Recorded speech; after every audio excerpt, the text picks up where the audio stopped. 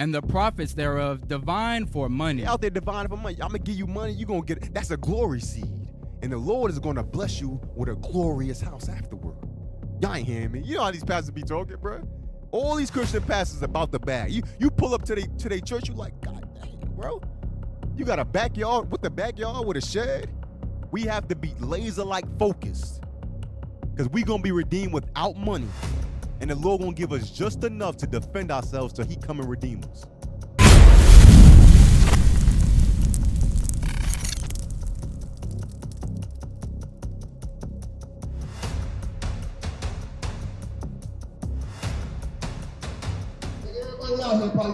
Hey, y'all see what's going on out here? Brothers are waking up. Subscribe. Hit that bell button. Stay tuned. Look for more videos to come. All right? Shalom. Hey, Most High in Christ bless. We back. Austin Nehemiah, IUIC Houston in the classroom.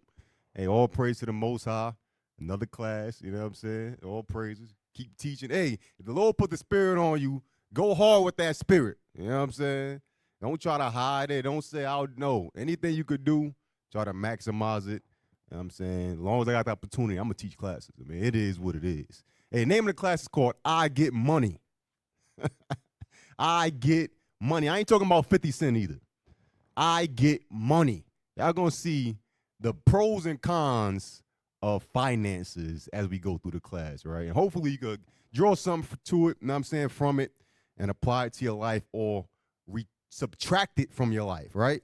Look at Ecclesiastes 7 and verse 12. We start right there. Ecclesiastes chapter 7, verse 12. Come on. Ecclesiastes chapter 7 and verse 12. For wisdom is a defense, and money is a defense. So money is a defense.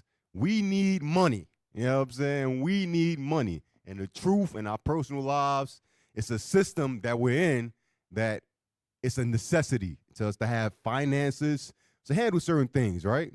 But it's a negative connotation to it when you start to focus on that money. You lose sight of the purpose for it. You know what I'm saying? A lot of our brothers and sisters fall in this category, whether outside the body or inside the body, right? It said wisdom of defense and money is a defense. We need money, right? Jump to chapter 10. Chapter 10 and verse 19. Chapter 10, verse 19. Ecclesiastes chapter 10 and verse 19. A feast is made for laughter, and wine maketh merry, but money answereth all things. See, that money answer for all things. If you ain't got money, it's going to be hard for you in this world as we know it today, right? It's defense. It answers all things. We need it. But in the same breath, we can't let money supersede us being content with what the Lord bless us with. And we see that a lot of times, whether inside the body or outside of the body. You know what I'm saying? You know, the culture now in America is to get your funds, get your bag. And I'm on the grind, bro. I'm getting my bag. Everybody wants the bag. Guess what? Judas wanted the bag too. I'm going to touch on that. Get 1 Timothy 6 and verse 6. 1 Timothy 6 and verse 6. So money is good if you comfortable using it in a way that it's meant to be used. You know what I'm saying? But when you try to overseek it or it clouds your judgment where that's the only focus in your life, then it's an issue there, right? Get 1 Timothy chapter 6 and verse 6. Come on. 1 Timothy chapter 6 and verse 6. But godliness with contentment is great gain. Godliness with contentment is great gain. So whatever position you in, you got to learn to be content in it. Whether you broke, whether you got a bunch of money, whether you, what they call it, middle class, you got to be content. If you godly, you keeping the commandments, your bills is paid, what you stressing for? What you worried about? You know what I'm saying? Stop trying to keep up with the Joneses. I don't care how their house look. Hey, these little two-bedroom apartment working for us right now. You know what I'm saying? It's working for us. Godliness with contentment is great gain. Come on. For we brought nothing into this world, and it is certain that we can carry nothing out. I don't care how lavish your living room is. It's going to burn. I don't care if you got the 2028, what's a high brand car these brothers be on? Lamborghini. It's going to get burnt up when Christ come back. I don't care how you're going to die, and you're going to leave it to somebody, and they ain't going to take as good care of it as you did. You know what I'm saying? That's just what it is. Nothing we have of the material things can we carry out with us. Keep reading. And having food and raiment, Let us be therewith content. You got food, clothing, you got shelter, the chief things. Be content with that. Be content with that. But it's hard when you look on social media and I remember I was on social media scrolling. You know how you be doing scrolling. I saw this little dude like 14 years old. He's like, yeah, I just made $150,000 last month. I'm like, the hell he doing with $150,000? Next month I'm on track to make 200. You know these damn streamers. These streamers, these young dudes talking about nothing, but got thousands of people watching them making millions of dollars. You come home from your 16-hour shift, you like, damn, bro. How much it costs to set up a streaming setup? You know what I'm saying? These thoughts start to run in your mind, but you got to learn to be content in the position that you in. A lot of it is just envy and covetousness. You see something else that you don't even need. But you see that brother thriving in it, flaunting it in your face now over something that, no. Whatever the Lord bless you with, just be content with it. You got to teach your wife to be content with the things that you was blessed with. Because your wife don't give a damn about money. I'm keeping it 100. Am I speaking for myself? I ain't speaking for myself. Women woman is like different creatures. Like, keep reading. Verse 9. But they that will be rich fall into temptation and a snare. But if you want to be rich, you want to chase the bag, you want to get your money, God said you're going to fall into temptation and a snare. Come on.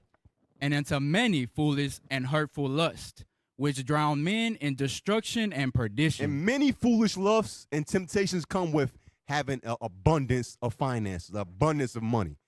So you crying because I only make $60,000 a year. But imagine you made $160,000 a year. Where your life would be in? You think you're gonna be still keeping the laws the same way?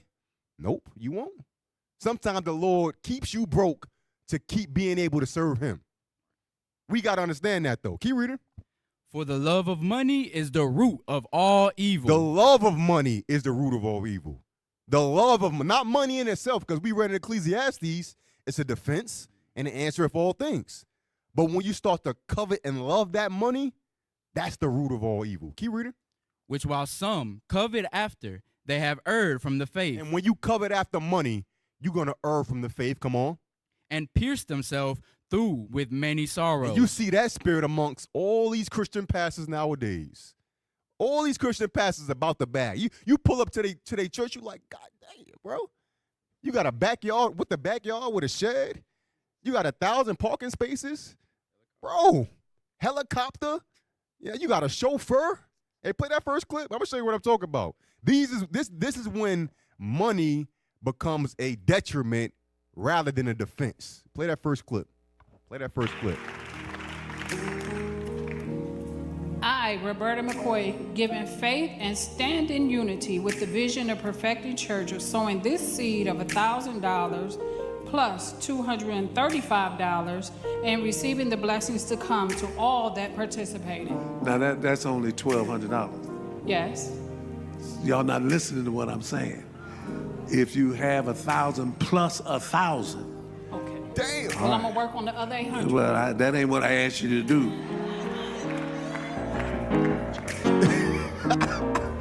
Yo, this is reality, y'all. He said, no. He sounded like a damn pimp. I said 1,000 plus 1,000 now. Yeah? Now get back on that. I'm telling you, these pastors is crazy. $1,200? Bro, that's some good arms right there. Talking about how many of y'all wish I could donate $1,200 to the church?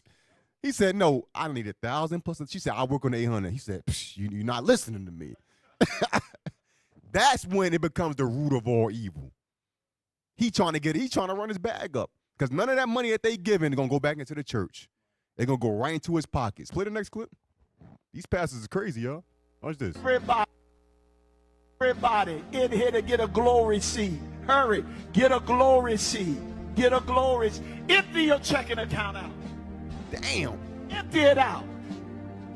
This is a glory seed. Shout glory seed. Shout glory seed. See, you've been given offerings. Offerings are lightweight. Glory carries the weight. Offerings are lighter than glory.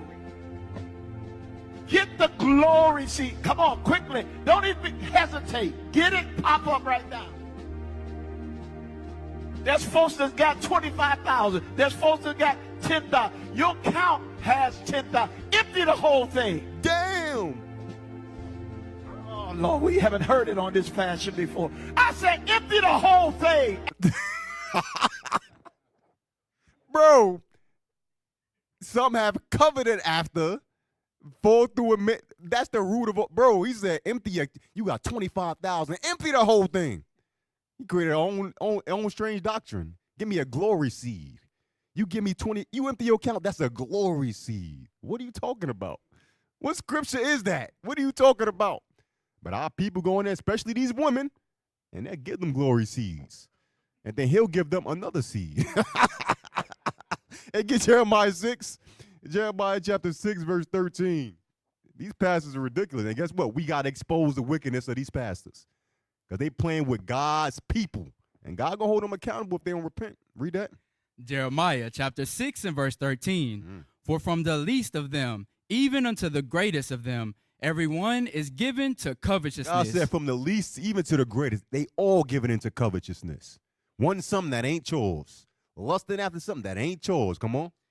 And from the prophet, even unto the priest, everyone dealeth falsely. Right, because these pastors supposed to be the priests, and they supposed to be the prophets of God. But they dealing falsely with the God's people. And God is going to keep that sin in remembrance. Because what? Money is the root of all evil, and they that coveted after it have erred from the faith. These pastors got nothing to do with believing in Christ at all. $10,000? You want me to empty my account? You crazy? Get Micah 3 and 11. Micah chapter 3 verse 11. Most of us ain't got $2,000 in our bank accounts. 10,000? Read that. Micah chapter 3 and verse 11. The heads thereof judge for reward. They judging just for the money. Come on. And the priests thereof teach for hire. They teach for hire. Come on. And the prophets thereof divine for money. They out there divining for money. I'm going to give you money. You're going to get it. That's a glory seed. And the Lord is going to bless you with a glorious house afterward. Y'all ain't hearing me. You know how these pastors be talking, bro. Come on, key reader. Yet will they lean upon the Lord and say, is not the Lord among us? They're going to say, hey, what am I doing wrong? The Lord blessed me with a lamp, with a Bentley in the front. The Lord's blessed me with a 10-bathroom house, with a beautiful congregation.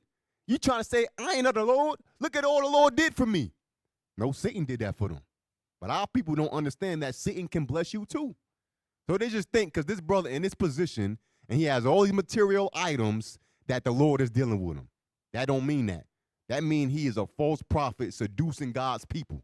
And God is going to judge you if you don't repent. Keep reading, finish it up. None evil can come upon us.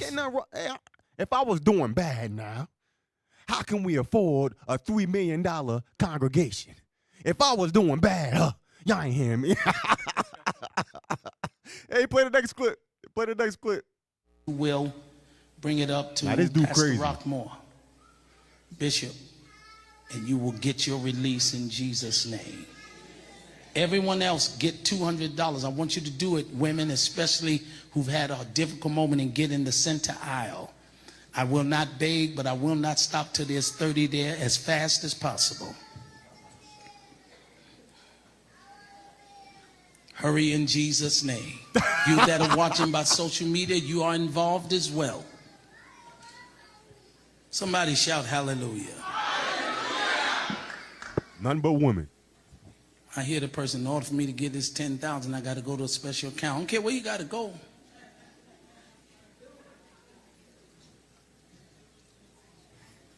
Now, when I used to be Prophet Hawley, I pull off my shoes, I would call the account number. I'm not going to do that. Damn. This has to be according to your faith. He does not have me at all. Watch this. I control it. I'm like Cat Williams. He said the reason why I have a lot of it is I give 10% away on a regular basis because it belongs to God. Oh. I'm going to play it on next Sunday. But there's a person in here.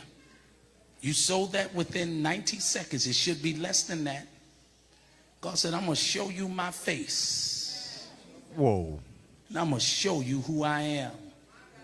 And for the rest of your days, everywhere the sole of your feet shall trod, you shall possess the land. Bruh. And everything kalasupa, and everything your hand shall touch. Now I'm laughing because he said the money I'm asking them for, I already got the replacement, but they don't trust me. I'm gonna let this whole thing play. I need 30 of you to get the $200 the person if you're gonna sow the 10,000. I'm gonna challenge 30 people without hook or crook to sow what Overseer Dean sold, $200. 5 of you really want to do it and you don't have it, but there's 3 people in here that can give it to them so that they qualify. Damn. Here's the hard part of my offering or my request. And I've not done this in probably 20 years ago. But Lord said, I want to make a multi-millionaire out of someone, but they have to sow $10,000. Damn. What precept is that? He said, and they have to do that within 90 seconds. If you're going to do it, get it now, write the check. If you do this, God said, I'm going to make you a multi-millionaire. I wish it was me. No. I'm saying I wish it was me because I got it. That's why I'm saying it. Because Bruh, these are supposed to be the leaders of God's flock and heritage right here. 10 bands in 90 seconds? You can't even sign on to the app that quick. 10 bands in 90 seconds. He said, I want y'all right here in the center aisle now. Tell you, bro, these the new and our people, our women specifically, pack these churches. God said they judge for reward. They judge for hire. They divine for money. Lead these damn Christian churches. Play the next clip. I thought that was bad. $1 trillion or 10 minutes with Jesus? Now pause it. Pause it. Because I know what the brother or sister watching this is thinking. 1 trillion? Some of y'all thought that. 1 trillion? Some of y'all watching this thought that. $1 trillion for only 10 minutes? I'm telling you, some people in the truth probably thought that. You better check your spirit. She said 1 trillion or 10 minutes with Christ. Keep playing. 10 trillion? 10 trillion? 10 trillion. Ask me that question again. Let's go. Ask it again. Go. Unapologetically T. $10 trillion or 10 minutes with Jesus? Give me the $10 trillion. Okay. Because I'm going to give Jesus 10%. And me and Jesus good. I'm with Jesus all the time. He walks with me. He talks with me. Yes. He tells me I'm his own. He the one set the 10 trillion up. Give me them 10 trillion. Hey, give me them 10 trillion. I'm going to be on the altar Tuesday. Father God, in Jesus' name. Amen. Oh, God. Hey, I need them 10 trillion. Hey. Amen. Thank you, Pastor Give me them Mike. 10 trillion. I'm going to come back slim, good skin, new church. These are the people who supposed to be God in his flock of God. He said, give me the 10 trillion. I'm going to give 10% to the Lord. 10 trillion? I'm going to come back looking good. Slim. You know what that translates to, right? None of y'all niggas getting none of it. That's what he said. I'm going to come back slim, skin looking good, whole new congregation so you could give me more money. You don't give a damn about the people. And then she going, the nerve just to ask that question, so she don't believe either. Get Psalms 84:10 real quick. About 10 trillion or 10 minutes per Christ. Are you crazy? Psalms 84:10. Psalms chapter 84 and verse 10. For a day in thy courts is better than 1,000. The Bible say 1 day in the courts of God is better than 1,000. So if you do the math on that, 10 minutes is what? A few years? A few years? It ain't the same time. I'm trading that 10 trillion for that 10 minutes with Christ. Right. Ain't no telling what I'm going to learn up there with the Lord. You know what I'm saying? It could be years. Yeah, 10 minutes our time, but years with the Lord? Hell yeah, I'm trading that. You know what I'm saying? But our people don't think like that because these pastors done put this covetous spirit into the earth. And our people blindly follow these people. Get 2 Peter 2:1. 2 Peter chapter 2 and verse 1. 2 Peter Chapter 2 and verse 1. But there were false prophets also among the people, even as there shall be false teachers among you. Right. So it was false prophets among the people, even as there shall be false teachers among you. Read it again. 2 Peter chapter 2 and verse 1. But there were false prophets also among the people, even as there shall be false teachers among you. Right. The false prophets are the ones that we just displayed. 10 trillion. Give me 10,000 in 90 seconds. That sounds like a threat. That ain't sound like, hey, of your own free will offering. No, he said, hey, give me that money or it's going to be an issue. Keep reading. Who privily shall bring in damnable heresies. And these same preachers going to be on the stage teaching everything contrary to the doctrine of Christ. Everything contrary. Come on. Even denying the Lord that brought them, and bring upon themselves swift destruction. That's why I said, if these pastors don't repent, the Lord going to jack them up. Keep reading. And many shall follow their pernicious ways. Many are following the pernicious ways of these damn pastors. All because of the bag, the money. Come on. By reason of whom the way of truth shall be evil spoken of. Come on. And through covetousness. And through covetousness. Shall they with feigned words. With feigned words. Make merchandise of you. They going to come speaking a nice game. And they going to make merchandise of our people. And if you in the church, you are merchandise of that false prophet. Believe it or not, if you giving 10% of your check, you are a, what did it say? It said, you are merchandise of that false teacher. Come on, keep reading.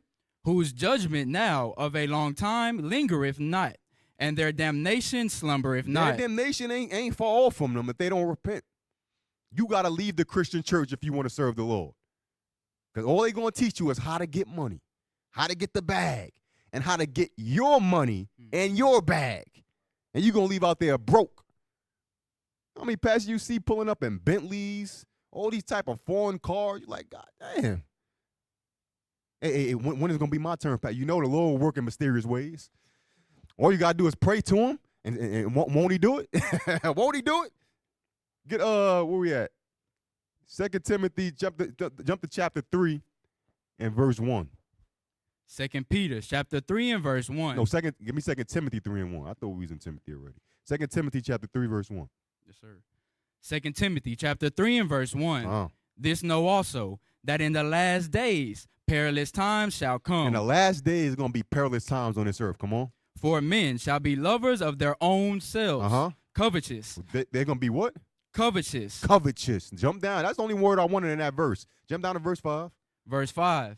Having a form of godliness. So these men in the last days are going to have all these different wicked spirits. One being covetous. They're going to have a form of godliness. Come on. But denying the power thereof. But they're going to be denying Christ in every way possible. Come on. From such, turn away. God is telling us to turn away from these wicked pastors. T.D. Jakes, Pastor Todd Hall, Michael Todd, Pam, Creflo Dollar. You know what I'm saying? That's a crazy name for a pastor. Creflo Dollar. Come on, keep reading. For of this sort are they which creep into houses and led captive silly women laden with sins. And that's who these covetous pastors and false prophets going to get. The women. The women. The women. Because the women they lack discernment. They can't see. They only see the glitz and glamour. That's why that's all they promote on TV and social media. Getting the money, getting the bag, getting the money, getting the bag. Until some point when you working at that job that you already hate, you broke, can't really do nothing, you start to have an affinity towards their lifestyle. We can't move like that. Money is only for defense. It's only temporary. Don't be tripping out on it. Don't put too much effort into making it. Use it for its purpose, right? Now give me Malachi 3. I gotta touch this real quick. He said 10 trillion, I'm gonna give him 10%. Damn. So hold up. So 10 trillion, you only gonna give 10% back to the Lord? Hey, Ati, somebody Google up what's 10% of 10 trillion. I need that. Get Malachi 3 and verse 8. Malachi chapter 3, verse 8. We gotta address tithing real quick. Come on. Malachi chapter 3 and verse 8. Will a man rob God? This is the verse they're gonna pull too, to try to justify their form of godliness. Will a man rob God? Come on. Yet ye have robbed me. But ye say, wherein have we robbed thee? in tithes and offerings. And this is where the pastor stops the verse, closes the book, and go on a 5-hour rant about how you got to give more money. They never keep reading to get the context. Keep reading. Verse 9, ye are cursed with a curse, for ye have robbed me, even this whole He nation. said, you robbed me, even a whole nation. Come on. Bring ye all the tithes into the storehouse. Stop. Bring all the tithes into the storehouse. Hold that. Get 2 Chronicles 32:28. 2 Chronicles chapter 32, verse 28. Bring all the tithes into the storehouse. Come on. 2 Chronicles chapter 32 and verse 28. Storehouses also for the increase of corn. Storehouses for the increase of corn. And wine. And wine. And oil. And oil. All stalls for all manner of beasts. Stalls for your animals. And coats for flocks. Wait a minute. Where's the 10% from my check at? The Lord said in Malachi, you robbed me in tithes and offerings. Then he tells you where to bring the tithes and offerings. Now we showing what was going into them storehouses was the what? The crops of the land. The crops, the oil of the land to sustain your brothers. Because the Levites had no allotment of land. So you had the tithe, the increase of your land to sustain them. That was loving your neighbor as you love yourself.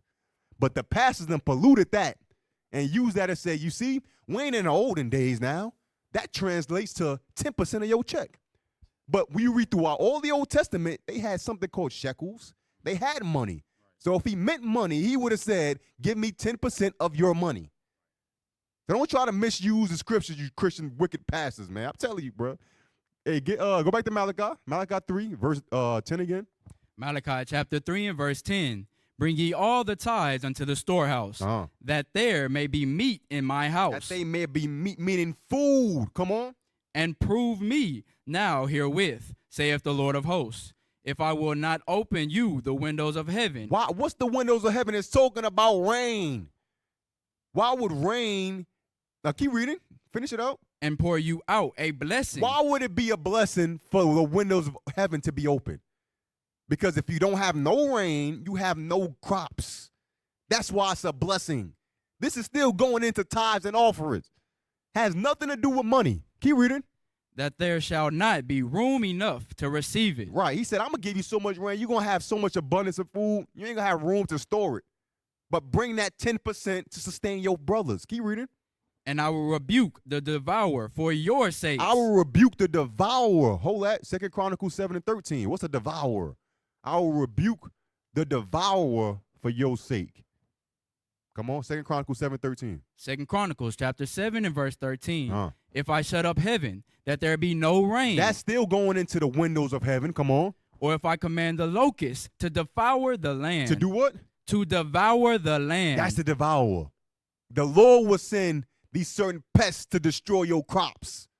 That's why he said, I will rebuke the devourer for your sake. Meaning, you ain't going to have no locusts destroying your land and your crops and your property. You're going to bring forth in abundance. I'm going to open up the windows. Your crops going to get a nice watering. Then they're going to bring forth abundance. All I'm asking you to do is bring 10% of that to sustain your brothers. That's tithing in a nutshell. Got nothing to do with a white man named Benjamin Franklin on it. You know what I'm saying? These white men. Yeah, put that up real quick. 10% of 10 trillion is $1 trillion. So out of that 10 trillion, he said, I get a Lord $1 trillion, and I keep the 9 to myself. You can't make it up, bro. You cannot make this up. And then he'll get on the pulpit next Sunday and say, hi, this was a divine blessing from the Lord. The Lord told me that I needed 10 trillion. The Lord told me, you know what the Lord told me? He needs $3,000 from everybody in here. Don't ask me how you going to get it. Hey, get Job 27 and 8. Job chapter 27, verse 8. I'm telling you, it's a good and a negative thought process behind money. We got to make sure we ain't fit into the categories of the negative. Come on, Job 27 and 8. Job chapter 27 and verse 8. For what is the hope of the hypocrite, though he have gained? What's the hope of the hypocrite? Though he done gained some money, come on. When God have taken away his soul. When God gonna take your soul away. What profit is it? You got all this money, But the Lord got your soul, and you ain't got no chance of everlasting life. All that money gonna get burnt. It's gonna come to a point where I think that was Venezuela. They was burning money in the streets. You don't think that's gonna happen to America? You know how much you got in your bank account? You know Esau could just push one button and that thing is deleted? How much, I don't care how much crypto you got, how much you got in the stocks. Esau could erase that in one swipe, one press of a button. There goes your 401k, your pension, all that. So what gain is it if you got all of that, but the Lord took your soul away from you? Get Matthew 16:26.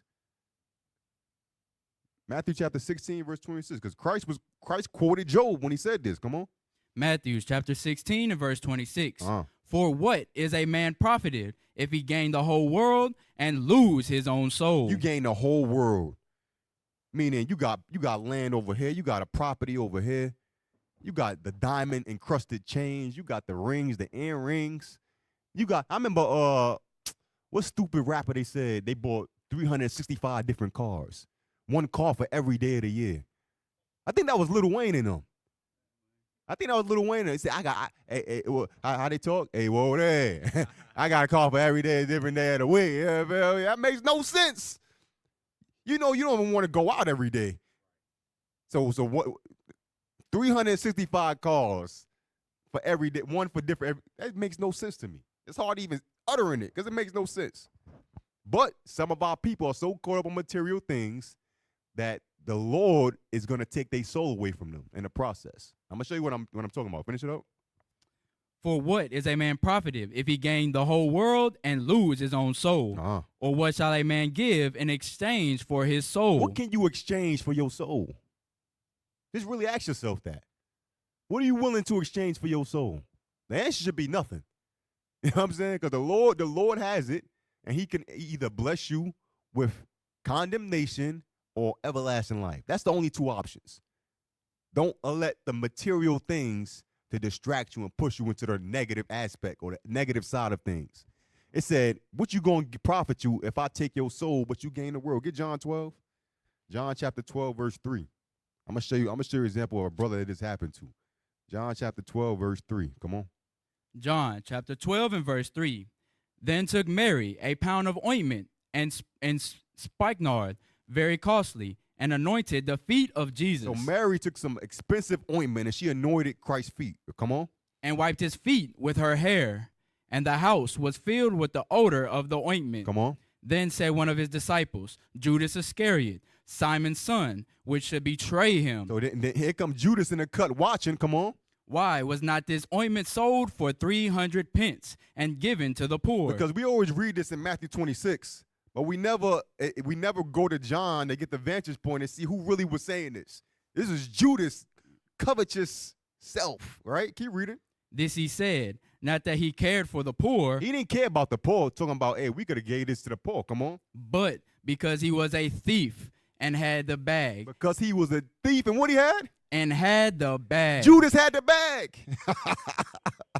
You want the bag too, right?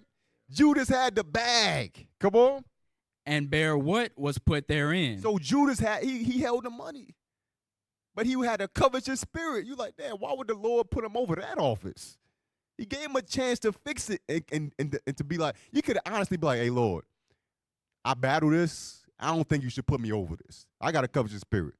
The Lord could deal with a spirit like that. But not, Satan line him right up. And I'm going to show you it gets worse. Go to Luke 22 and verse 1. Everybody talking about, hey, I'm getting the bag. Judas had the bag too. And what happened to him? I'm going to show you what happened to him. Luke 22 and 1. Luke chapter 22 and verse 1. Come on. Now the feast of unleavened bread draw nigh, which is called the Passover. So the feast of unleavened bread is also called Passover. They synonymous. Come on. And the chief priests and scribes sought how they might kill him, for they feared the people. So here come the damn chief priests and the scribes trying to see how they could kill Christ. Come on. Then entered Satan into Judas, surnamed Iscariot. Hold up. It said, then entered Satan into him. Entered into him. In order for Satan to enter into you, you had to leave the door wide open. You know what I'm saying? Satan ain't entering in if you got something closed. He was wide open. Satan like, oh, it's a good one right here. I can enter right in. He's opened the door for me. I'm saying, keep reading. Then entered Satan into Judas, surnamed Iscariot, being one of the number of the 12. And he went his way and communed with the chief priests and captains, how he might betray him unto them. You don't think, like, I always like wonder, like, nothing told him that this was off throughout this whole process? Like, no thought I'm about to betray the Son of God. That I'm around and I'm witnessing him doing all type of crazy miracles. They said he did so much miracles, the world couldn't contain the books that was written of it. No, nothing popped into Judas' mind like, damn, this ain't right. No, because he allowed Satan to enter into him. All because of that money. Come on, keep reading. And they were glad and conveyed it to give him money. They what? And coveted to give him money. Coveted it to give him money. Give him money. So they said, hey, it sounds good to us. We've been trying to kill him anyway. Come on. And he promised and sought opportunity to betray him unto them in the absence of the multitude. Oh, he's hey, I gotta get him alone. I'm gonna catch him slipping. Imagine that, bro. You with the Son of God and you plotting how to get him killed. That's how you know when you read Luke, what it said the Lord had to open their understanding. If he's reading Psalms and all that, he would have knew somebody was gonna betray Christ. You know what I'm saying? And if he was self-examining, he'd be like, damn, I'm kind of moving like that same spirit. I got to fast or something. You know what I'm saying? This is just my mind. You know what I'm saying? That I hope that I would be thinking if I'm in the midst of sin or Satan is on me. You know what I'm saying? I hope y'all understand what I'm saying. Get Matthew 27 and verse 3. Matthew 27 verse 3. It's the end result of Judas chasing that bag. Come on. Matthew chapter 27 and verse 3. Then Judas, which had betrayed him, when he saw that he was commended, repented himself and brought again the 30 pieces of silver to the chief priests and elders. Read it again from top. Then Judas, which had betrayed him, when he saw that he was condemned, repented himself. So when Jesus saw that Judas saw that he was condemned, he like, damn, bro, I'm off. That's when Satan said, hey, you on your own, nigga. Godspeed. Key reader. And brought again the 30 pieces of silver to the chief priest and elders. I forgot how much that equals to nowadays, but I know it's something extremely low. 30 pieces of silver, you betray the Son of God. The same Son of God that created you in the first place. How you betray your maker for 30 pieces of silver? Telling you, we got to examine ourselves. You got it? Yeah, put it on RTI. Read that for me. How much does 30 pieces of silver estimated to be? The modern value of 30 pieces of silver varies greatly, from around 100 to over 1,000 in raw silver content. Around $100 to $1,000. He betrayed the Son of Man. That's crazy. $1,000? That's not even a car payment. That's not even a car down payment. And his soul is erased for good. He ain't coming back from that. All because of the good old dollar. Back then it was the good old Roman dollar, Roman coins. Keep reading. Verse 4, saying, I have sinned in that I have betrayed the innocent blood. It was too late to apologize. Come on. And they said, what is that to us? See thou to that. You see how wicked these men? What got to do with us? You deal with it. You know what I'm saying? We came through on our end of the bargain. You do what you got to do with that money. We don't care. Come on. And he cast down the pieces of silver in the temple. Judas is out there. He probably heartbroken. He just dropped it in the temple. Come on. And departed and went and hanged himself. Damn. 30 pieces of silver. He went and killed himself. He might as well just kept living. Because it was a wrap regardless. Lord already said, woe to whom the Son of Man is betrayed. It's better that man never even been born. You might as well live it up at that point. You want to hang yourself now? You know what I'm saying? It's a wrap. But this is the same spirit that's associated with covetousness. When you ain't content, when you want to seek out money, when you want the material things, this same spirit can hop on you that hopped on Judas Iscariot. Because you got to remember, Judas Iscariot was in the church. He was doing miracles. He was walking with the 12. But he had a thorn that he did not want to get removed. And then the Lord said, okay, I'll remove it for you. And now you got no shot, brothers, sisters. Get Proverbs 28 and 20. Proverbs chapter 28, verse 20. Come on. Proverbs chapter 28 and verse 20. A faithful man shall abound with blessings, but he that maketh haste to be rich shall not be innocent. Right. A faithful man, you're going to abound with blessings. The Lord going to give you sufficient to take care of your household and yourself. That's if you're faithful. The Lord is going to bless you. That's why he said the Gentiles seek out after all these other things. Seek the kingdom first, and all these things are already going to be added to you. The Lord knows exactly what we need to endure and continue to push this truth. But it's the one that want to make haste to be rich shall not be innocent. Judas was trying to make haste. When our riches are being stacked up every Sabbath day, every time you come in Sabbath and put your hand to the plow, your riches are being stacked up in the heavens. But you want to throw that away for a piece of paper with a white man on it. You know what I'm saying? Or you brothers in the international, because in certain international countries, they got black men on the money. I know what's going on, Bahamas. I know. It's still going to get burned up. You know what I mean?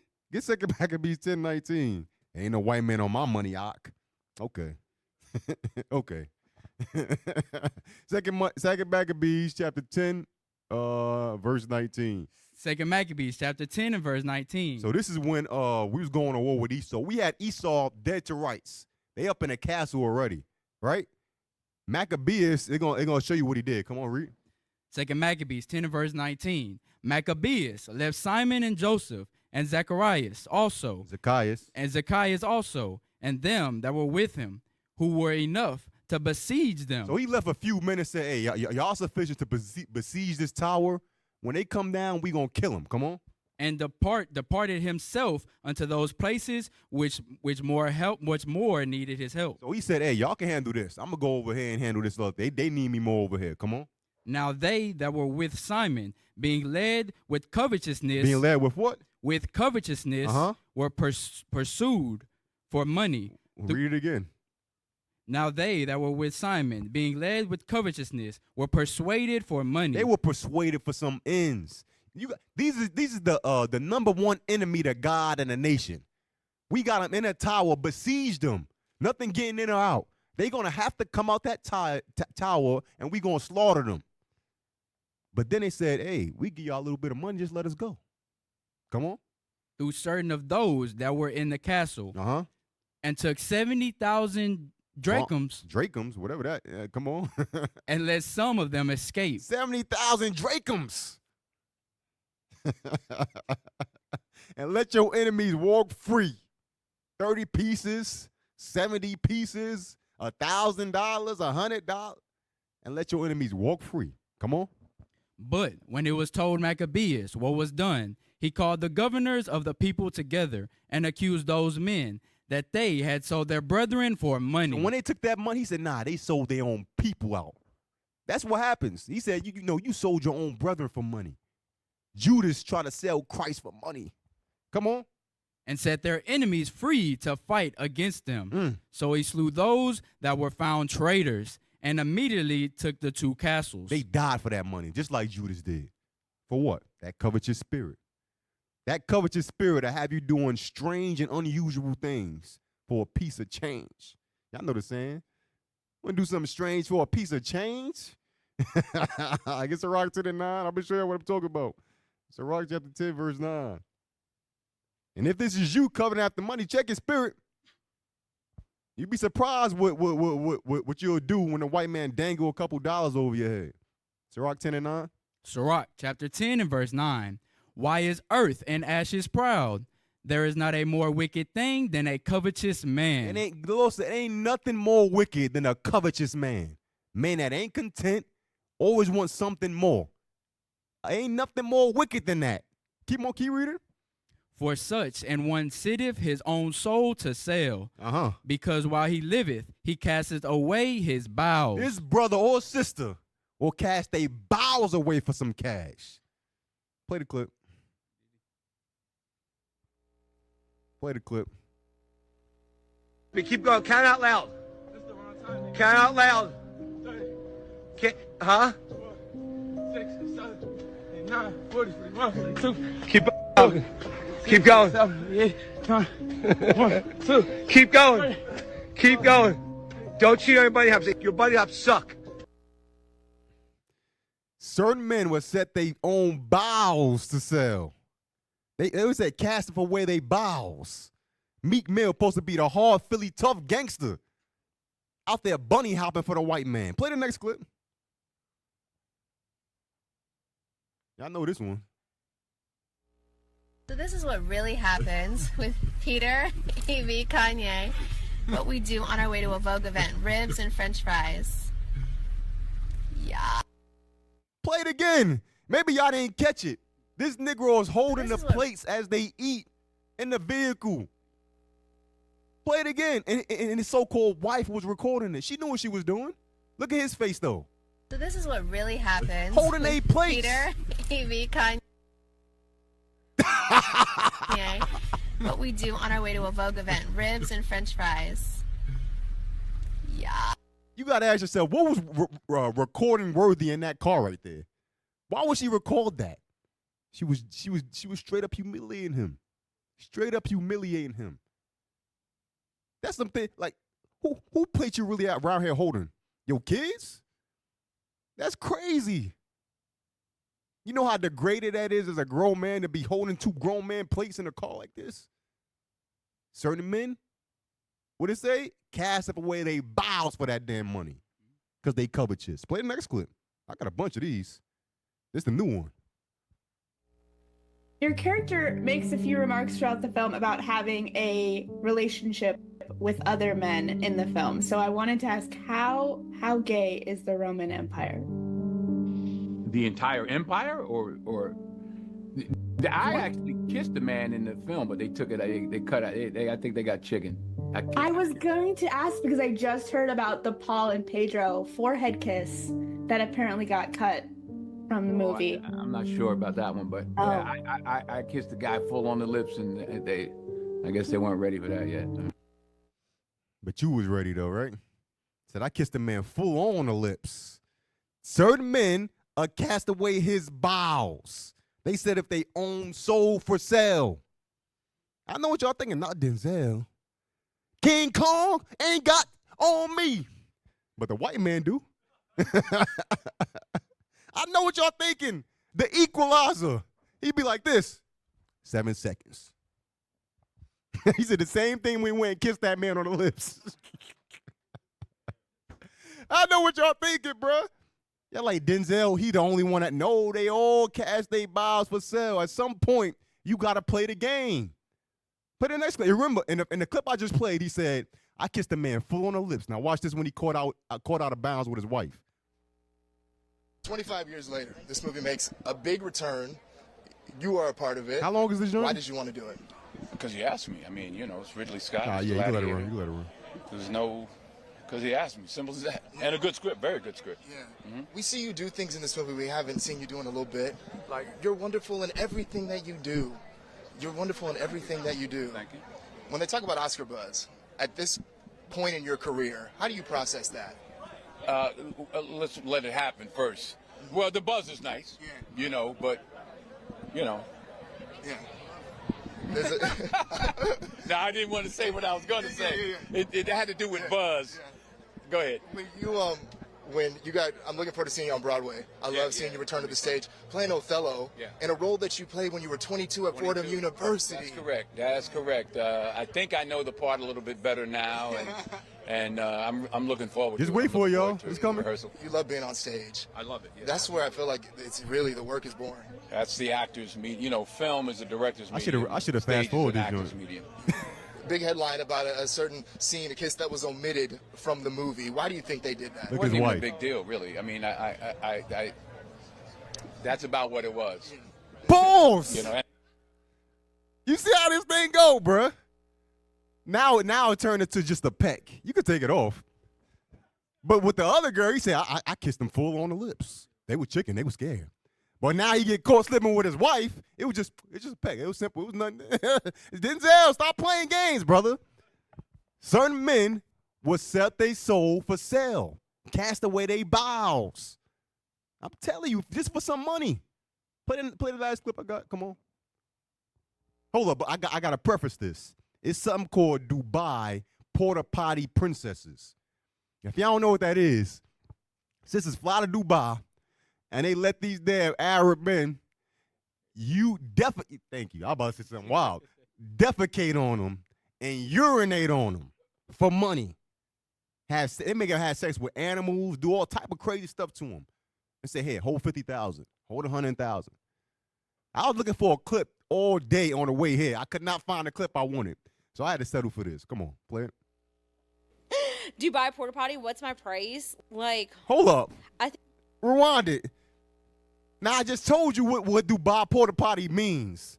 And look at this stupid little. All right, come on. Dubai porta potty, what's my praise? Like, I think I would do it. What's the accommodation? Like, is it taxed? There? Right. Is it taxed? Am I going to be able to take in like first class flight there and back? Can I immediately shower, or do I have to keep it on for 20 minutes? First class flight, you better be getting me a PJ. Yeah, well, even better. With a mariachi band. Actually, I don't know if I would want a PJ because I would be scared of like, where's this actually going to go? A commercial flight, like I will know that this is going to Dubai. Now, they go there to use the bathroom on them, and the only thing they worried about is what seat they sitting in first class. You can't make this up. The covetous will set their own soul for sale. What I say, their own soul for sale, and cast away their bowels. A grown man using a bathroom on your face, and they tell him to swallow it, eat it. I'm telling you, this thing crazy. Look it up if you think I'm tripping. Look it up if you think I'm tripping. She said, well, what kind of flight is it? Is it tax-free? I'm telling you, bro. Get Psalms 37:1. Covetousness and greed destroy a brother or sister. It'll destroy this truth. Because we need money to move in this truth, but we don't need it that bad. We don't need money that bad. If you that down bad, bro, come talk to leadership. If you think about going to Dubai and being a porta potty princess, come tell us first. We'll work something out. You know what I'm saying? We'll make a call to something. We're gonna help you out. That shouldn't be named amongst our sisters. Read that, Psalms 37:1. Psalms chapter 37 and verse 1. Fret not thyself because of evildoers, neither be thou envious against the workers of iniquity. And this how the lust for money starts. You start seeing other people in positions that you're not in, that you want to be in. You got goals. There's nothing wrong with goals. And throughout this class, I want to make the differentiation. Like, it's nothing wrong with seeking more. There's nothing wrong with seeking a promotion. You know you're gonna get paid more, working a little bit of overtime to get more money. That's not the issue. The issue when it consumes you to the point where now you're never available. You're doing unseemly things for that money. You know what I'm saying? When it just starts to become a lust and that's all that's on your mind, then it's an issue. That's why I said the love of money is the root of evil.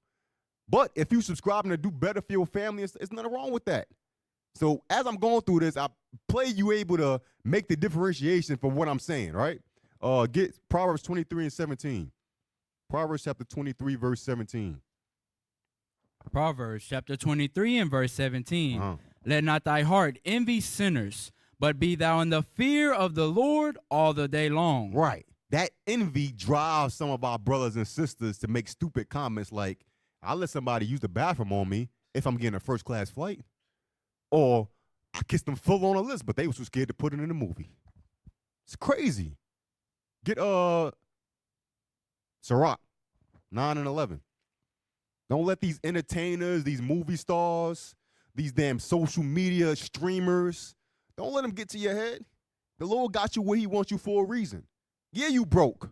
But guess what? You keep the Sabbath every week, right? Is your bills paid? Yeah, they paid. Are you eating what's that high brand steak? What's the expensive steak called? I'm asking the wrong person. I know you want the sirloin steak. I know it tastes good. But the Lord only wants you to have these oodles and noodles. It is what it is. Stop focusing on the things that you don't got. It's gonna drive you to do things that the Lord don't want you to do. I'm telling you. Where we at? Yeah, read that 9:11. Sirach chapter 9 and verse 11. Envy not the glory of a sinner, For thou knowest not what shall be his end. Don't envy these entertainers. You don't know what the Lord got in store for them at the end. Because they doing all type of things to get that money, to get that status, that relevancy. Because that's all that comes with money. That's why I say you're going to fall into many hurtful and foolish lusts. Because it ain't just the money. It's everything that's associated with it. Because with money comes status. You start getting, your followers start to get up on the social media platforms. You reach a certain rank. And now you think that you better than everybody else. No. Nothing separates you and these damn entertainers. I don't give a damn how much money they got. The Lord said the righteous is better. So they can have that money. We waiting on that money that'll never rot, never burn, never decrease. You know what I'm saying? That's what we got to wait for. Get Sirach 38. Sirach 38 in verse 24. But when you don't, you turn into this brother. Come on. Sirach chapter 38 and verse 24. The wisdom of a learned man cometh by opportunity of leisure. Right. You wonder why you ain't wise yet, because you always at work. Look, chasing the bag. You know what I'm saying? You a single brother, you working 5 jobs. I ain't nothing wrong with that. You got, I know you battle lust, my brother. You know what I'm saying? I know you battle lust. Find things to occupy your time. But don't let those things that you found occupy you. You know what I'm saying? It said the wisdom of a learned man come by opportunity of leisure. Some brothers ain't got no leisure time because they always at work. Always at work. Come on. And he that have little business shall become wise. And if you got little business, you're going to become wise because you putting your time and energy into building your spirit up first. But some brothers, they get caught up on the Joneses, what this brother got, what that sister got, and they at work all day. They can't, hey, you come to the Sabbath, hey, I can't make it, got captivity. All right. 5 years later, I still got captivity. 10 years later, you come to that, bro. You know I got to work on the Sabbath. Damn, bro. You just gave up? You know you're not getting the kingdom if you're working on the Sabbath. You know if Christ come back, grace is over, right? You understand that, right? We be abusing grace, and it's true, bro. I'm telling you. Damn, bro, you going to come to camp 101? Nah, bro, I got captivity. God damn. Y'all brothers know what I'm talking about. A couple days ago, nobody was at the school for the Escape the Holiday class. I know they ain't got really nothing to do with what I'm talking about. I just want to throw that shot. You know what I'm saying? If it hit you, it hit you. If it don't, duck. You know what I'm saying? Keep reading. Verse 25. How can he get wisdom that holdeth the plow, and that glorieth in the gold? How you going to get wisdom if you always focus on chasing that money? Come on. That driveth oxen, and is occupied in their labors, and whose talk is of bullocks. Every time you talk to him, you talk about scriptures. Did you see this, bro? You heard that breakdown? Nah. How was your week? Man, work, this happened, that job. Your whole spirit just light up when you talk about your damn job. What's wrong with you? I don't care about your job. Bro, when I'm at the school, I'm not thinking about work at all. The only time I think about work is when I'm leaving the school. I'm like, damn. You know what I'm saying? I got one more day and it's back to reality. Right. Some brothers back to reality when they go to work. And this is a nightmare when they come to the school. Hey, it is what it is. Don't get mad at me. You know what I'm saying? You don't get Can we read the next scripture? Verse 26. He giveth his mind to make furrows, and is diligent to give the kind fodder. Jump to 31. Verse 31. All these trust to their hands. Brothers who's always occupied in work, they trust to their hands. Come on. And every one is wise in his work. Uh-huh. Without these, cannot a city be inhabited. You need brothers that's about their work to put in to make sure the city is functioning. Come on. And they shall not dwell where they will, nor go up and down. Come on. They shall not be sought for in public council. But if you this brother that's about your bag so much that you ain't doing no work in the body, I know brothers, officers of 10, 1 office, officers of 20, 2 offices, ain't doing a damn thing. I know soldiers that got promoted and faded to lavender. They purple shirts faded to lavender. Damn, what happened to that? You know what I'm saying? You turned into Birdman. What happened to that boy? You know what I'm saying? I know brothers like this. Damn, this brother always at captivity. Sheesh, bro. Yo, are you praying? Are you fasting to get something better? Like, come on, bro. Do you need to work all these hours? Can you downgrade your house? I'm just saying. Keep reading. They shall not be sought for in public counsel, nor sit high in the congregation. If you about all that money and that's all you about, you not getting no rank. That's why soldiers been here for 10 years. I was here in 2004 when it all started, brother. Man, oh, so you a captain? Nah, I'm a soldier. Sheesh. I've been an officer of 10 for 7 years. Damn. Keep reading. They shall not sit on the judge's seat, nor understand the sentence of judgment. And these be the same brothers that's occupied in their job and their finances. They got an issue when certain judgments come to pass because they got no discernment because they don't study. Brothers always that job. Ain't got time for the Lord. How you ain't got time for the Lord? That makes no sense to me. You telling me you can't study on that hour drive to your job? Right. While you in the shower, you can't put a class on? You ain't got time? Keep reading. They cannot declare justice and judgment, and they shall not be found where parables are spoken. Now, if y'all know it's somebody in your congregation with this spirit that I'm talking about, the next Sabbath, ask him about the Escape Christmas class with Deacon Malachi, Deacon Ithan. And I guarantee you he ain't gonna know what you're talking about. I guarantee you, because he ain't gonna be where parables are spoken, because he focused on that bag. He ain't content. I need more. I need more. It makes no sense. Keep reading. But they will maintain the state of the world and all their desire in the work of their craft. All their desire is the work of the craft, not to get more understanding. I spent too much time on this. Hey, I got to skip a couple of these. Get first Proverbs 13:7. Proverbs 13:7. I knew it too. You know, when we making a class, you like, I got too much precepts, and then you start to take precepts out, and then you start adding more anyway. Proverbs 13:7. Proverbs chapter 13 and verse 7. There is that maketh himself rich, yet have nothing. It said it's a brother that make himself rich but has nothing. Because what's going to gain if you got the whole world but you lose your soul? You got all these riches but you ain't got nothing. Come on. There is that making himself poor, yet have great riches. That don't mean quit my job and start panhandling. But that means you know what? I could cut back here. I could downsize here. I don't need all of this right here. You know, we don't need a 4-bedroom house. Let's sell this. Let's get a 2-bedroom. We only got one child. You know what I'm saying? Or you got a single brother, got a 2-bedroom patio with the window view. Certain brother know what I'm talking about. He might be in this building right now. Brother got a penthouse and you a single brother. Hey, 1 Timothy 6:17. 1 Timothy chapter 6, verse 17. You single, bro. Hey, I don't know about you. If I was single, bro, I'd be living in a hut, stacking bread. You know what I'm saying? Stacking bread. Some brothers want to live nice. Hey, ain't nothing wrong with it. Just don't let it go to your head, brother. All right? Come on. 1 Timothy chapter 6 and verse 17. Charge them that are rich in this world. Charge them that are rich in this world, meaning they're rich in this world, but they're broke in the spiritual realm. Come on. That they be not high-minded. Don't get high-minded. Nor trust in uncertain riches. Why is it uncertain? Because Esau, like I said, at the push of a button, can erase everything that you work for. When the persecution start, you losing that house, brother, sister. You know that same house you done put $30,000 into decorating the interior of it? They taking it.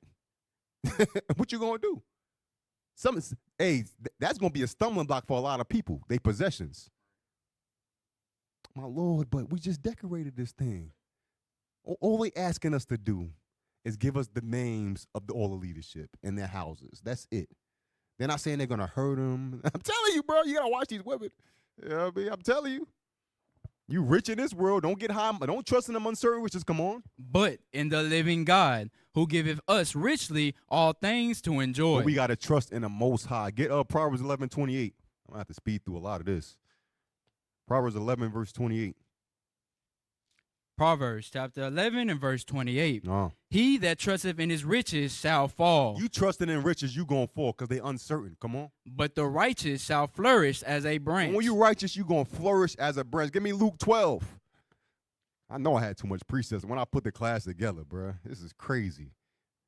I need somebody to blame for this. Luke chapter 12, verse 13. Luke chapter 12 and verse 13. And one of the company said unto him, And one of the company said unto him, Master, speak to my brother, that he divide the inheritance with me. Somebody came to Christ and said, hey, talk to him, bruh.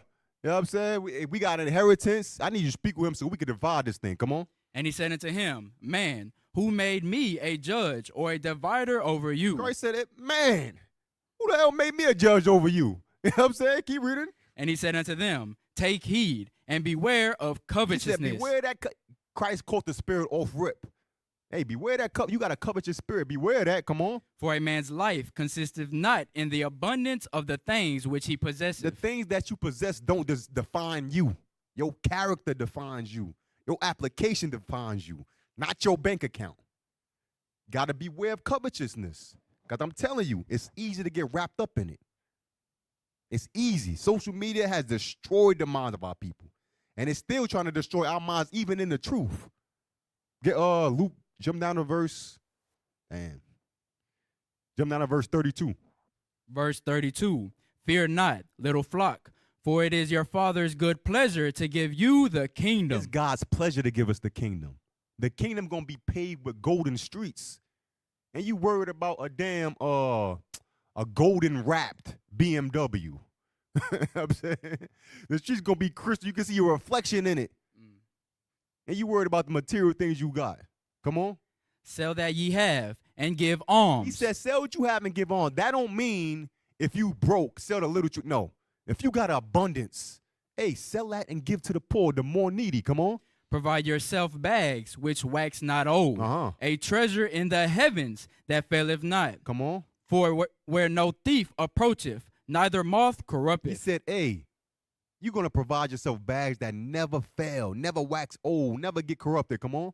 For where your treasures is, there will your heart be also. Wherever your treasure is, that's where your heart going to be also. Give me Matthew 6.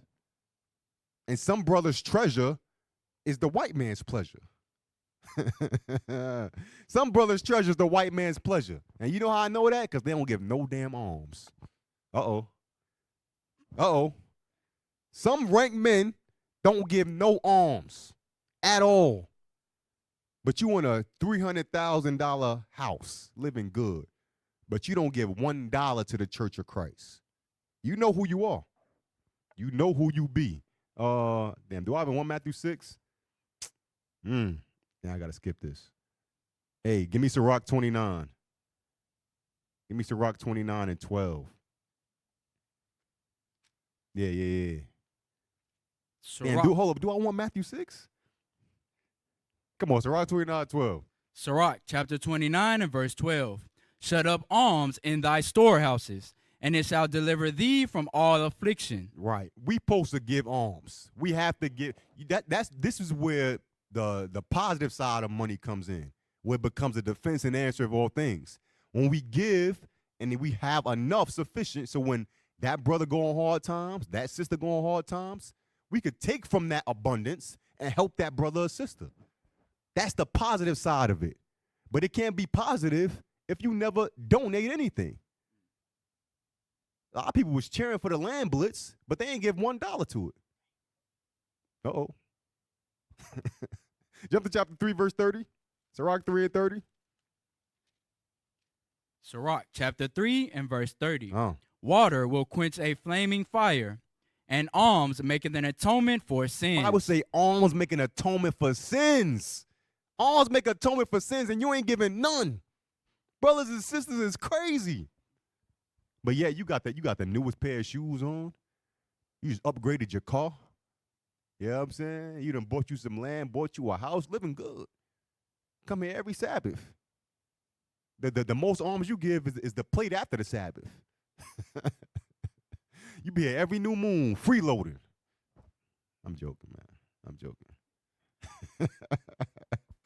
Hey, jump to chapter 12, verse 3. Chapter 12, verse 3. Sirach chapter 12 and verse 3.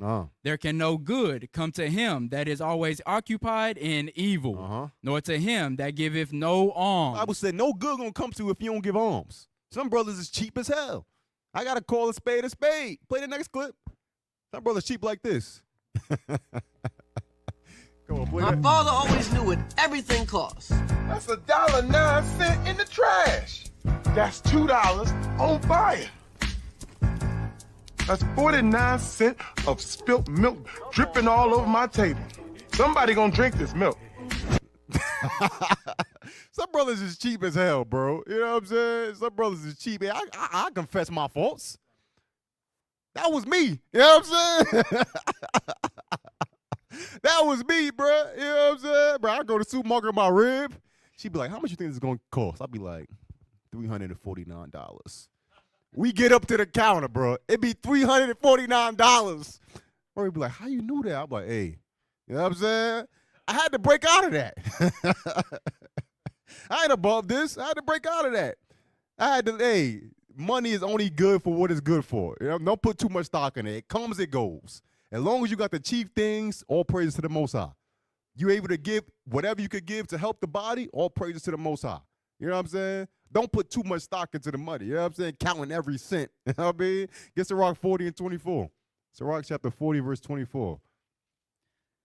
Sirach chapter 40 and verse 24. Brethren, and help are against time of trouble, but alms shall deliver more than them both. Brethren and help is against time of trouble, but alms going to deliver more than both. The Lord he mentions alms a lot in the scriptures because we need to have something in place to help one another. Because at some point, we're going to fall. Some point, the Lord going to touch your pockets. You know what I'm saying? To test your faith or whatever the case may be. So we need to have enough in reserve to help one another. But some brothers and sisters don't give us dime, don't give us cent, and they conscience clear every Sabbath. You don't give nothing to the damn electricity bill, the AC, but you the first one to complain, it's hot in here. You ain't give a damn dollar to pay the bill. I'm telling you, bro, these people exist, and they around us. Hey, get Tobit 12 and 8. Tobit chapter 12, verse 8. Tobit chapter 12 and verse 8. Come on. Prayer is good with fasting, and alms and righteousness. Come on. A little with righteousness is better than much with unrighteousness. A little bit with righteousness is better than a lot with unrighteousness. Come on. It is better to give alms than to lay up gold. It said it's better to give alms to lay up gold. You over here stacking. But at the end of the day, you're going to die and leave that money to somebody else who don't give a damn about the hard work you put in to stack it. And they blow your joint in 1 second. All that work for nothing. Why not use that work and give to the poor amongst your people, those who really need it, those who really struggling? You know what I'm saying? That's the mindset the Lord wants to have about money. But when it's the opposite, you're going to be hopping like a bunny, you're going to be holding grown man's plates, and you're going to be kissing men full on the lips. Get Acts 4:32. Acts chapter 4, verse 32. This is the purpose of what we're supposed to do with our money. Acts chapter 4, verse 32. Acts chapter 4 and verse 32.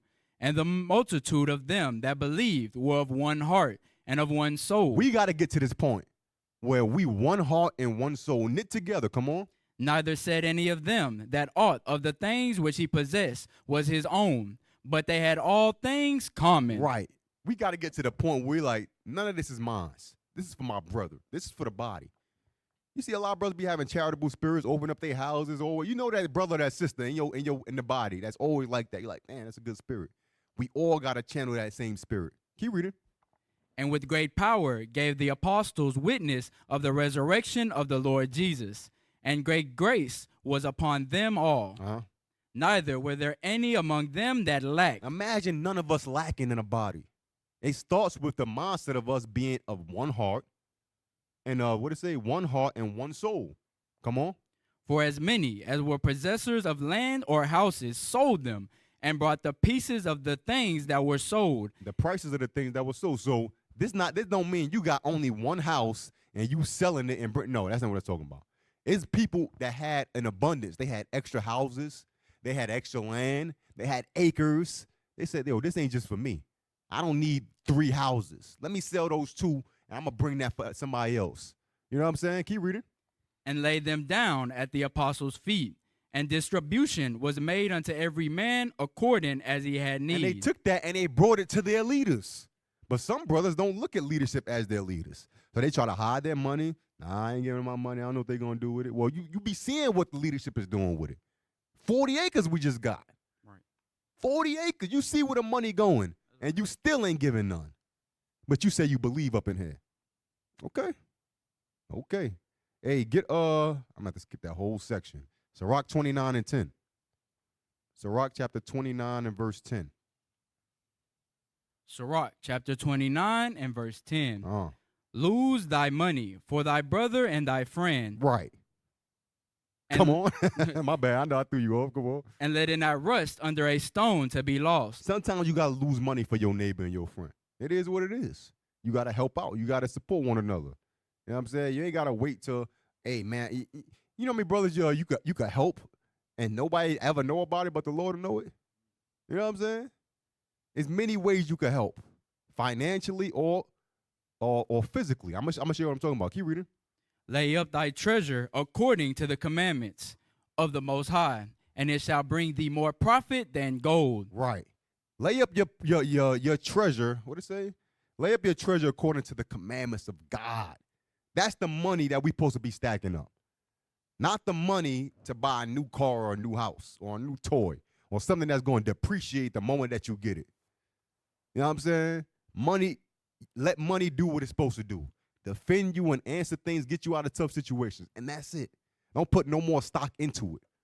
Because in a blink of an eye, you could wake up broke. You know what I'm saying? Or you could wake up rich and your soul is gone. Get Matthew, hold up, do I want that? Damn, bro. I got to cut out like half the class, bro. That's crazy. Get Matthew 27 and 57. Matthew 27 and 57. Matthew chapter 27 and verse 57. Oh. When the evening was come, there came a rich man of Arimathea named Joseph. So it was a rich man who was there's nothing wrong with being rich in this world. That's why I said don't get my message misconstrued. It's going to be some brothers and sisters that come in the body that's wealthy. There's no sin in that. Come on. Who also himself was Jesus' disciple. Most of these brothers and sisters that's wealthy, they're in high status, and guess what? They can use that status to assist in the truth. But don't try to use that status to keep up with the Joneses. You know what I'm saying? Come on. He went to Pilate and begged the body of Jesus. Then Pilate commanded the body to be delivered. So you know he had to have some type of stat to go to Pilate and request, you know what I'm saying? That money was used for a specific reason in that time frame to fulfill prophecy. And I'm going to show you what I'm talking about. Get Isaiah 53 and 9. Isaiah 53 and 9. So he begged and got the body from Pilate, and they was able to bury Christ, right? Now read this. Isaiah chapter 53 and verse 9. And he made his grave with the wicked. It said the Lord made his grave with the wicked. And with the rich in his death. And with the rich in his death. What rich? Joseph of Arimathea. That's what it's talking about. When he went and begged the body and then buried Christ, right? So it's nothing wrong with being financially wealthy. Don't get my point. Don't miss my point. You know what I'm saying? But don't get consumed with that wealth that you have. You got to give back to your nation. Give back to your people. Give me Acts 10 verse 1. You might be in a great position. You know what I'm saying? You might have your face on billboards. All praises to the Most High. There's nothing wrong with that. Inside joke. Acts 10 and verse 1. Come on. Acts chapter 10 and verse 1. There was a certain man in Caesarea called Cornelius, a centurion of the band called the Italian band, a devout man, and one that feared God with all his house, which gave much alms to the people and prayed to God always. So Cornelius gave much alms. And when you keep reading, for the sake of time, I ain't gonna get it. The angel said, hey, your alms and your prayers go up to a memorial for God. So guess what? If you got an abundance, there's nothing wrong with giving abundance. And the brother who can't give abundance, don't envy that brother because he giving more to you. And vice versa. Don't pity the brother because he ain't giving as much as you. As long as you giving something. Come on, get Acts 24 and 16. Acts chapter 24, verse 16. Acts chapter 24 and verse 16. And herein do I exercise myself to have always a conscience void of, and herein do I exercise myself to have always a conscience void of offense towards God and towards men. He said, I exercise myself to have a conscience void of offense. Come on.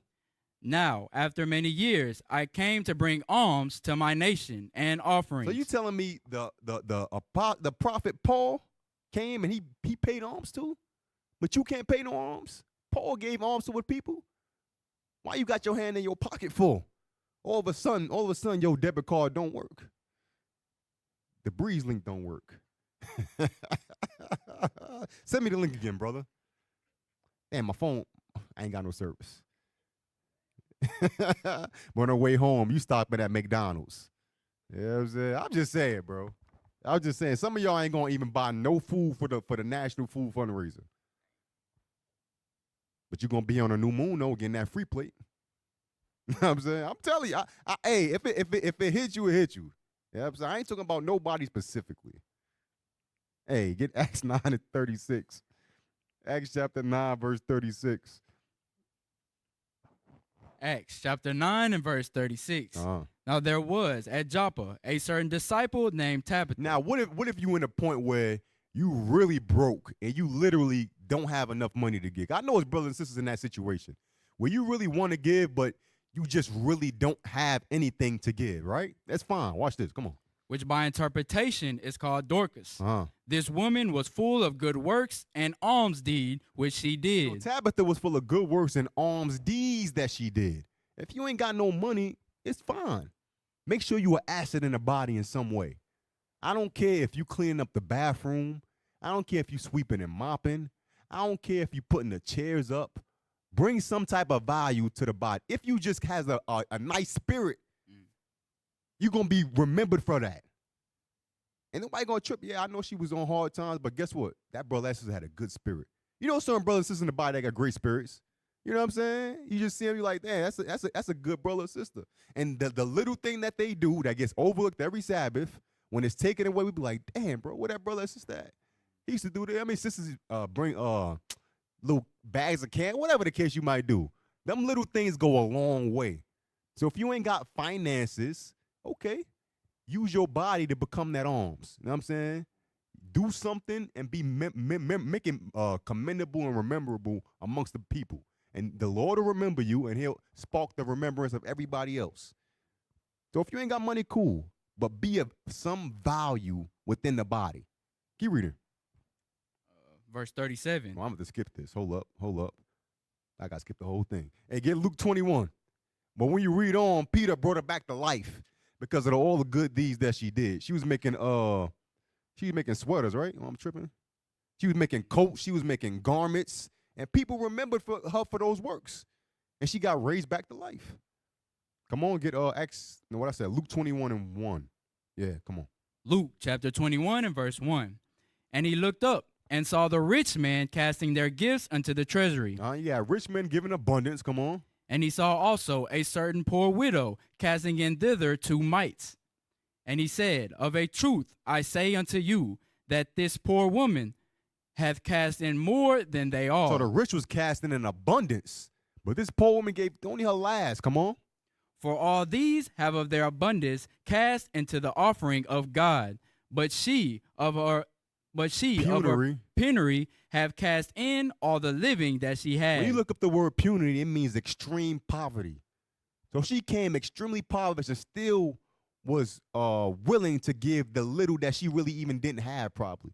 The Lord said, nah, she gave more than everybody else that gave. But don't take that mindset and say, I'm just going to give a little if you got enough to give more. Because Cornelius got commended for how much he gave, and he gave a lot. And she getting commended for how much he gave, and she barely had any. You see what I'm saying? Yeah, read that real quick. Penury. Extreme poverty, destitution. So she was extremely poor, and she wasn't scared to give the little bit that she had. We got to have that same mindset. Whether you got a lot or you got a little, just make sure you're giving something to contribute to the nation. That's what the money's for. Get Tobit 4 and 21. Tobit chapter 4, verse 21. We almost there, I say it. Tobit. Yeah, we almost done. Come on. Tobit chapter 4 and verse 21. And fear not, my son, that we are all made poor. Don't fear that you poor, that you broke. You know what I'm saying? It's not just, you know what kills me, bro? You know when you was broke, that was some of the best times in your life. And now when you got a little bit of money, you got all these problems that you never had when you was broke. But when you was broke, you was crying because you ain't had no money. It's crazy. Life is wild, bro. Life is wild. That's why you got to find that middle level where you content with everything. whether you poor or whether you rich. Paul said that in Philippians. He said, I know how to be poor and I know how to be rich. I know how to abound and I know how to suffer need. We got to find how to play that middle level right there. That way, no whether what situation you in, you'll be content. Keep reading. And fear not, my son, that we are made poor, for thou hast much wealth, if thou fear God, and depart from all sin. He said, don't fear that we made poor. You got much wealth. If you fear God, come on. And do that which is pleasing in his sight. If you depart from all sin and do what's pleasing in God's sight. What's pleasing in God's sight? Get to Rock 127 real quick. We got much wealth if we depart from sin, fear God, and do what's pleasing in his sight. What's pleasing in God's sight? Come on. Sirach chapter 1 and verse 27. For the fear of the Lord is wisdom and instruction, and faith and meekness are his delight. Faith and meekness is his delight. Submission to his word and belief in his word, that's pleasing to the Most High. And if we do those things and depart from sin, we got much wealth, no matter what your financial situation is. Get Sirach 35 and 3. Still dealing with what's pleasing, doing what's pleasing to the Lord. Come on. Sirach chapter 35 and verse 3. To depart from wickedness is a thing pleasing to the Lord. You see that? It's repeating the same thing Tobit was saying. Come on. And to forsake unrighteousness is a propitiation. Right. So depart from wickedness, that's pleasing to the Lord. To have faith and be obedient, that's his delight. Get John 8 and 29. And this is what happens when you're able to move in that spirit, no matter what you have in your pockets. Come on. John chapter 8 and verse 29. And he that sent me is with me. He that sent me is with me. Come on. The Father have not left me alone. The Lord said, the Father has not left me alone. Come on. For I do always those things that please him. So if you're doing the things that please the Lord, he's never going to leave you alone. That's why you don't fear when you made poor. Because the Lord always going to sustain you. But you got to depart from wickedness. You got to believe. And guess what? The Lord will never forsake you. But we got to have this mentality. Get Tobit 4 and 7. Going right back to Tobit. Tobit chapter 4, verse 7. Come on. Tobit chapter 4 and verse 7. Give alms of thy substance, and when thou givest alms, let not thy eye be envious. Right, don't be envious of somebody else, the next man or sister, come on. Neither turn thy face from any poor, and the face of God shall not be turned away from thee. That's the same thing in John. I will not leave you alone, come on. If thou hast abundance, give alms accordingly. If you got a lot, like Cornelius had a little bit, hey, give it accordingly, come on. If thou have but a little, be not afraid to give according to that little. Just like that sister that cast in the 2 mites that she had. Don't be afraid to give the little, come on. For thou layest up a good treasure for thyself against the day of necessity. You laying up a good treasure for yourself, come on. Because that alms do deliver from death, and suffer not to come into darkness. For alms is a good gift unto all that giveth it in the sight of the Most High. Unto all those that give, the Lord said, hey, what did it say? Alms is a good gift. He said that's a good gift to all that give it in the sight of the Most High. So don't be afraid if you got a lot or a little, give according to your ability. But don't get caught up to the point where you're trying to hoard and keep all of these things to feed your lust and your covetous spirit that you got. Because everything that you see will be burned up when Christ returns. Just remember that. Get Proverbs 15 and 16. Yeah, we are almost done. Believe it or not. Proverbs 15 and verse 16. Proverbs chapter 15 and verse 16. Better is little with the fear of the Lord than great treasure and trouble therewith. Right. Better is a little bit that you have and you fear God. Then you got all this money and you see all these entertainers, they be drugged up, coked up, high, because they trying to suppress all the things they had to do to get that money, to get that fame, that status, that notoriety. But we can come here in a clear conscience, even though we broke as hell. You know what I'm saying? You know what I mean? Check engine light is on. You know what I'm talking about. Y'all know what I'm talking about. Tire pressure light is on. Every light on the dash is on. But you done limped your way to the school. You know what I'm saying? All praise to the Most High. All praise to the Most High. Hey, gets the rock. No, what I wanted? Psalms 37 and 16. Psalms 37 and 16. Psalms chapter 37 and verse 16. Oh. A little that a righteous man have is better than the riches of many wicked. You see that thing? The read it again. I'm throwing myself off.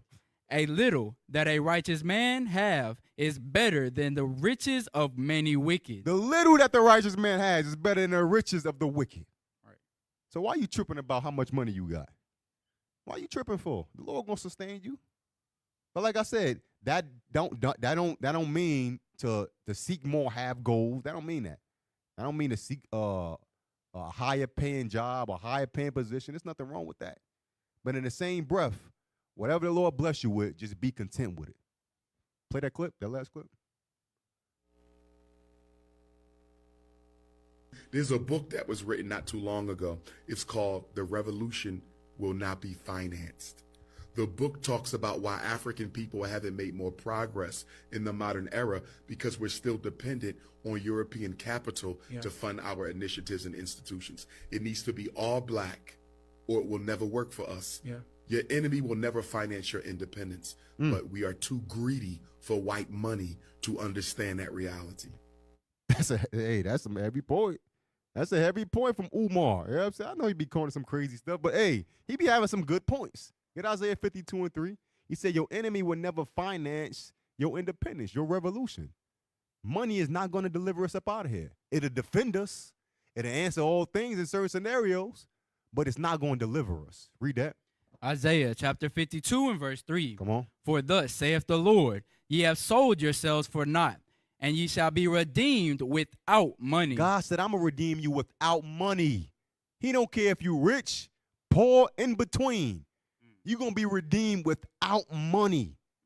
So why you tripping on whether you got it or not? Why are you putting so much energy and time and effort into it? When the Lord said, I'm going to redeem you no matter what situation you in. Just make sure you fear me, you got faith, and you depart from all wickedness. And I got you. I'm not going to leave you alone. Get Isaiah 55 and 1.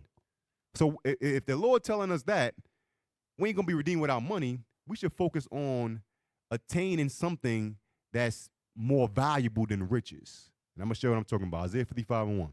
Isaiah chapter 55 and verse 1. Ho, everyone that thirsteth, come ye to the waters. Come ye to the waters. And he that have no money. That brother that ain't got no money, come on. Come ye, buy and eat. Yea, come, buy wine and milk without money and without price. Like, damn, how am I buy this with no money? Because the Lord is not talking about anything physically. Nothing. This is all spiritual talk right here. This kingdom talk. Come buy this without money. Come buy wisdom. The riches that come with wisdom. Without money. You don't need money to get the riches that the Lord has given us. You don't need no money to get it. Get Proverbs 23:23. Come buy wine and milk without money and without price. Come get some of this understanding that I got. Because the understanding that the Lord has blessed us with supersedes any amount of money that anybody has. This wisdom is more than Jeff Bezos' bank account. Who the other rich dude? Elon Musk. Who y'all say? Warren Buffett. This is more rich than any of their bank accounts put together. Read that. Proverbs 23:23. Proverbs chapter 23 and verse 23. Come on. Buy the truth and sell it not. Buy it without money. Come on. Also wisdom and instruction and understanding. Buy the truth by getting the understanding, seeking the understanding, studying, applying yourself. But don't sell it. Don't lose it. Don't allow this understanding to be tainted by the understanding of the wicked or envying the wicked. That way that envy supersedes the riches that come along with this. We have to be laser-like focused because we're going to be redeemed without money. And the Lord going to give us just enough to defend ourselves till he come and redeem us. Get Proverbs 8 and 18. Proverbs chapter 8, verse 18. We almost done. A couple more scriptures. Proverbs chapter 8 and verse 18. Riches and honors are with me. God, the Lord said riches and honor is with me. That means it ain't on social media, it ain't on Instagram, it ain't on TikTok. Riches and honor with me, the Lord said. Come on. Yea, durable riches and righteousness. He said durable riches is with me. You over here trusting in uncertain riches. Durable riches that nobody could taint, nothing could be corrupted, it ain't gonna wax old. Durable riches is with me. But you gotta seek it out. You gotta come and buy it. You gotta, once you attain it, don't lose it. Brothers be losing understanding for some stupid things, bro. Don't let no woman, finances, nothing take this away from you. Get Sirach 51:13. Sirach chapter 51, verse 13. This understanding that's been hid for generations, that the Lord allowed. We watching the Christmas class, Deacon Malachi. I'm like, damn, bro.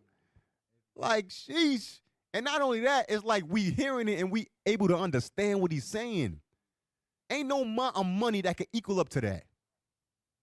Come on, read that. Sirach chapter 51 and verse 13.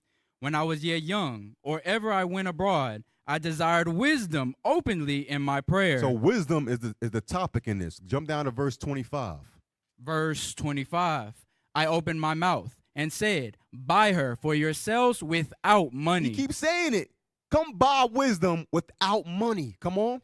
Put your neck under the yoke and let your soul receive instruction. She is hard and at hand to find. It said wisdom is hard at hand to find. Once you find her, hey, you better become one with her. Put yourself under her yoke. Come on, keep reading. Behold, with your eyes, how that I have but little labor, and have gotten unto me much rest. Get learning with a great sum of money, and get much gold by her. And get much gold. Remember, he said, do it without money, though. So where is money coming from? That's the that's the money that we stacking up according to the commandments of God. Right. Them durable riches that's waiting for us in the heavens. We got a mansion ready for us with riches that we compiling and stacking up while we on earth. The Lord is going to pay us. And you worried about your damn job paying you every 2 weeks. Your salary job. You worry about losing that job so much. The Lord said, I ain't going to leave you alone. What you tripping for? That be the brothers, hey, you going to keep Passover? I got to work. I ain't got enough off days. Okay. I only got enough off days to keep tabernacles. Brothers, it's crazy. Keep reading. Verse 29. Let your soul rejoice in his mercy, and be not ashamed of his praise. Work your work betimes, and in his time he will give you your reward. God said, I'm going to pay you. I'm going to give you a reward. But come seek wisdom out first, and everything else going to be added to you. Because seeking wisdom is also seeking the kingdom of heaven. It's the same thing. Get Wisdom of Solomon 8 and 1. Last two precepts and we out. Wisdom of Solomon chapter 8, verse 1. Wisdom of Solomon chapter 8 and verse 1. Wisdom reaches from one end to another mightily, and sweetly does she order all things. Jump to verse 5. Verse 5. If riches be a possession to be desired in this life. If riches is something that's desirable in this life that we living in, come on. What is richer than wisdom? What's richer than the wisdom of God? Nothing. It's rhetorical. Come on. That worketh all things. Because the wisdom of God work in all things. So if riches is desirable in this lifetime, because they make it desirable, how much more the wisdom that come from the learning of scriptures, from applying the scriptures? How much more valuable is this than your pocket, than your paycheck? The only thing that's going to prove it is your actions. You're going to really have to put your money where your mouth is, or your money where your actions are. Jump to chapter 7. Chapter 7, Wisdom of Solomon 7 and 7. Wisdom of Solomon, chapter 7 and verse 7. Wherefore I prayed, and understanding was given me. Come on. I called upon God, and the spirit of wisdom came to me. He called upon God, and the spirit of wisdom came to him. Come on. I preferred her before scepters and thrones. He preferred wisdom before scepters and thrones, before notoriety, status in the world, rank. He preferred wisdom before all of that. Come on. And esteemed riches nothing in comparison of her. He said riches can't be compared to the riches that come from the wisdom of God. Come on. Neither compared I unto her any precious stone, because all gold in respect of her is as little sand. All the gold that you got, that you working so hard to get, if you compare it, it's like a little bit of sand and compare to wisdom. Come on. and silver shall be counted as clay before her. Yo, silver is like clay if you compare it to wisdom. Come on. I loved her above health and beauty. He loved her before her. But then that damn pastor say, I'm going to get 10 trillion and my skin is going to be nice. My body going to be nice. He don't desire wisdom. He desired the riches of the world. Come on. I loved her above health and beauty, and chose to have her instead of light. Come on. For the light that cometh from her never goeth out. Read. All good things together came to me with her. And you got to remember, when Solomon got the kingdom, the Lord said, what do you want? He said, give me wisdom to judge your people. And guess what? The riches followed after that regardless. He sought the riches of God first, and then the riches of the world followed him. This is the mindset we got to have. Keep reading. And innumerable riches in her hands. Innumerable riches in her hand. Come on. And I rejoiced in them all, because wisdom goeth before them. Wisdom goes before your money. Keep reading. And I knew not that she was the mother of them. Come on. I learned diligently and do communicate her liberally. He said, I learned of wisdom and I communicate of her liberally. Come on. I do not hide her riches. Don't hide the riches of the scriptures. The riches that come with the wisdom of God. Come on. For she is a treasure unto men that never faileth. Wisdom is more important than money. Come on. Which they that use become the friends of God. And when you find this treasure, remember Proverbs said, buy the truth and don't sell it. When you find this treasure, it said, it never fails and it makes us the friends of God. The riches of wisdom make us the friends of God. But you want friends on social media. Keep reading. Being commended for the gifts that come from learning. Hey, Lord's where y'all got stuff from this class. I'm also Nehemiah. Hey, all praise to the Most High in Christ. Bless. Across the earth, the prophets move. From city streets to distant lands, the message is the same. Israel must rise. Through every quest, every journey, the truth spreads. No border can contain it. No distance can silence it. Our nation lives in every moment. In joy, we celebrate marriages. In sorrow, we honor our dead. On the Sabbath, we gather as one. Families rejoicing together, bound by the commandments of God. Yet are we tried. From the stones in Kenya to the hatred in Montana, we endure as a soldier of the Lord. And still, the mission expands. On the airwaves, on the screens, in every nation under heaven, Israel's voice is heard. We build our communities. We raise our children in royalty. We restore what was broken. We clean what was defiled. We show the world who we are.